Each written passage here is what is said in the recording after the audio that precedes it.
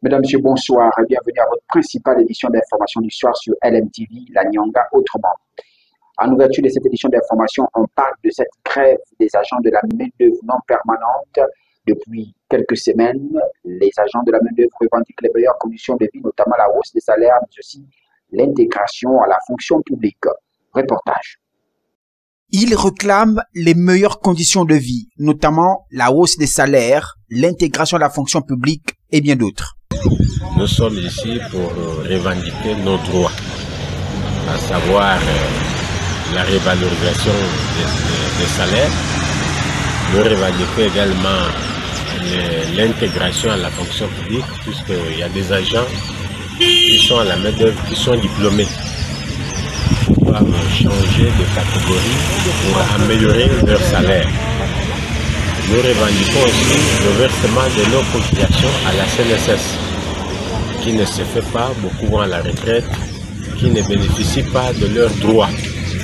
Donc la pension, les services rendus, vraiment, ils sont abandonnés à eux-mêmes. Ces agents de la main-d'œuvre non permanente, pour certains, sont diplômés, mais craignent pour leur avenir. Aux plus hautes autorités de la République d'être regardants et de se mettre à la place de ses pères et mères de famille. Parlons éducation, avec cette assemblée générale élective qui a eu lieu à l'école communale D de Tchibanga, il s'est agi au cours de cette assemblée générale de renouveler le bureau de l'association des parents d'élèves et aussi inviter les parents à prendre soin de leurs enfants, notamment ceux qui parfois abandonnent des enfants au sein de l'établissement. Suivons ce reportage de Ange Makaya. Il y a des enfants bien accompagnés le matin par les parents, mais pour les récupérer, c'est toute une bagarre. C'est une assemblée générale élective au cours de laquelle le nouveau bureau de l'association des parents d'élèves a été installé par la directrice de l'école communale D. Au cours des travaux, plusieurs points étaient inscrits à l'ordre du jour, parmi lesquels les projets à venir de l'établissement.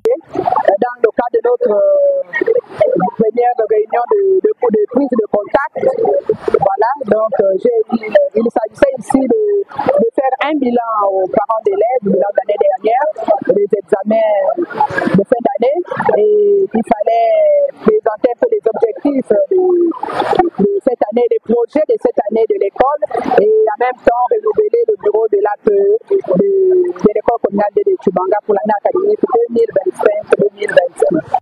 Avec le soutien des parents d'élèves, le nouveau bureau pense aller plus loin. Depuis 2 ans, le CPRI a pris la charge sur l'APE et les inscriptions.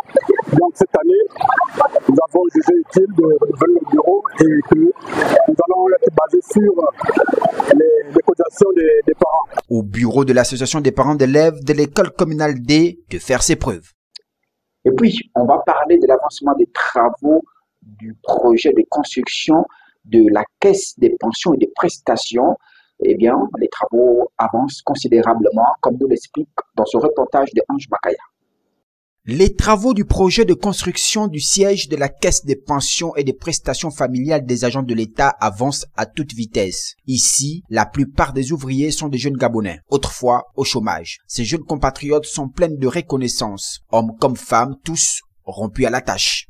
Je suis la seule femme et dans cette société-là, je suis dans le domaine de la ferraille.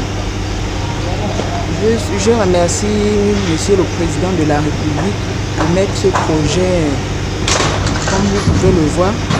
Et je lui remercie parce qu'il nous a donné cette opportunité de travailler dans la... Ici, les jeunes exercent leurs fonctions, comme vous pouvez le constater ici.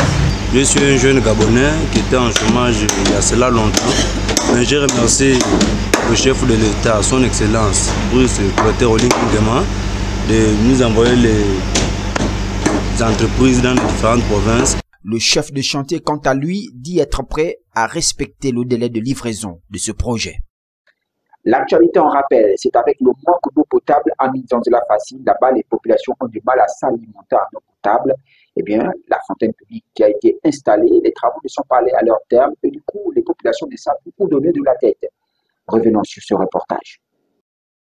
Comme d'autres quartiers de la commune de Tchibanga, Minzanzela Facile a du mal à satisfaire ses habitants en eau potable. Considéré comme l'un des plus grands quartiers, Minzanzela Facile ne regorge qu'une seule fontaine publique située à une quinzaine de kilomètres. Dans nos recherches, notre équipe a découvert cette borne dont les travaux sont inachevés.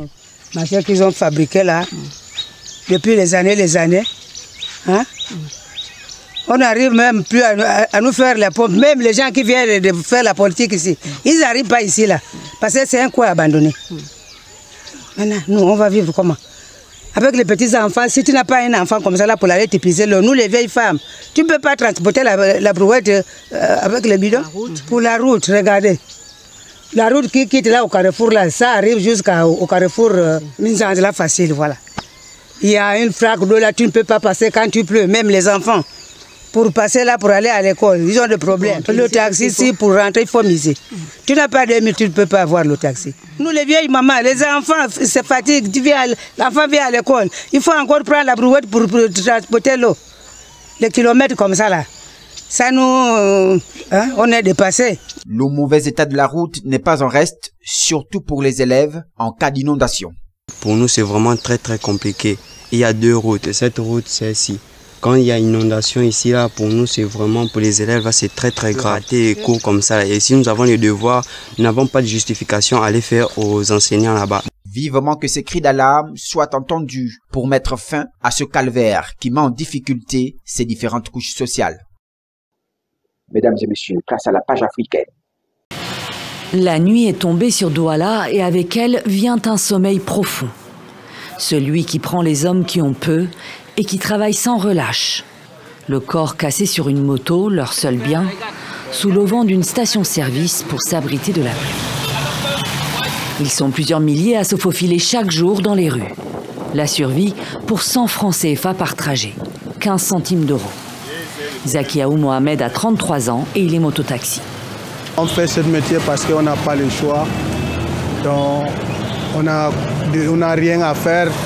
On est obligé de travailler la moto parce qu'il n'y a pas un autre travail. Ici, on les appelle les benskins.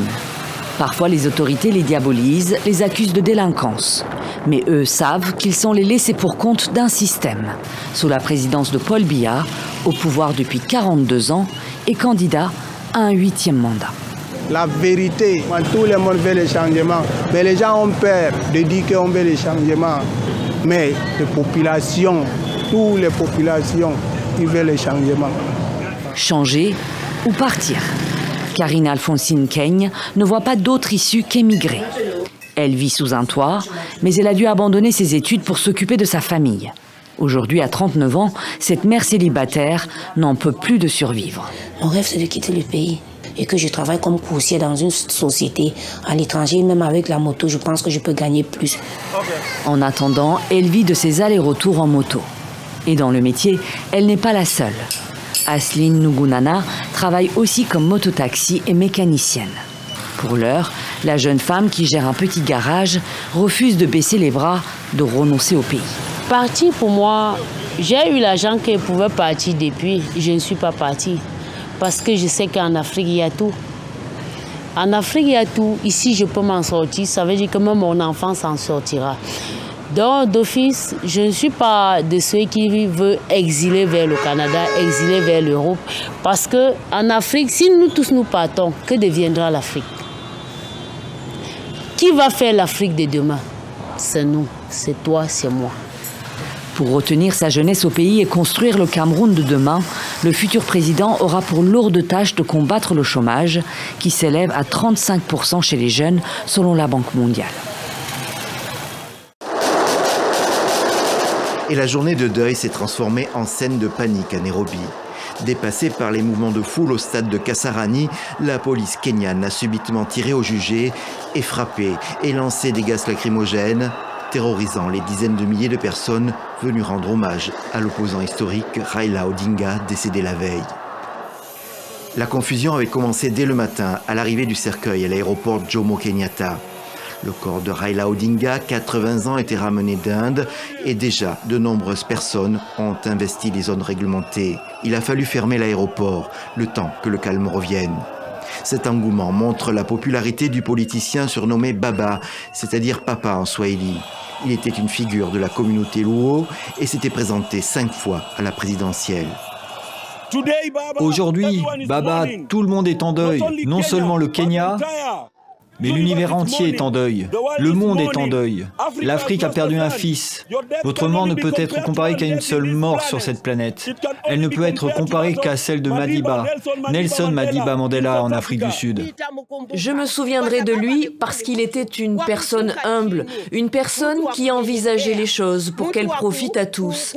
Il n'était pas égocentrique. S'il avait été égocentrique, le Kenya n'aurait pas été là où nous en sommes aujourd'hui, car Raila Odinga était une personne qui voyait grand pour le pays, plus que pour son propre intérêt. Commence alors un lent et difficile défilé pour rejoindre le centre de la ville. Nairobi est paralysée. Devant l'afflux de personnes, les autorités renoncent à amener le cercueil au Parlement kényan. Le cortège est dérouté vers le plus grand stade de la ville.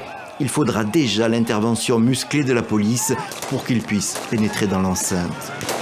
C'est donc dans les coulisses du stade que la famille et les officiels ont pu rendre hommage à Raila Odinga. Son corps est recouvert d'un tissu orange, la couleur de son parti. Le président Ruto aussi s'est déplacé. Il s'est incliné devant la dépouille de son adversaire à la dernière présidentielle. William Ruto a décrété 7 jours de deuil national. Les obsèques se poursuivront dans l'ouest du Kenya, la province d'origine du défunt. Point final à cette édition d'information. Merci de nous avoir suivis. L'actualité continue sur LMTV. Je vous retrouve lundi à la même heure. Au revoir et n'oubliez pas, demain samedi, vous aurez droit à l'édition d'information consacrée à l'actualité en Afrique. Au revoir.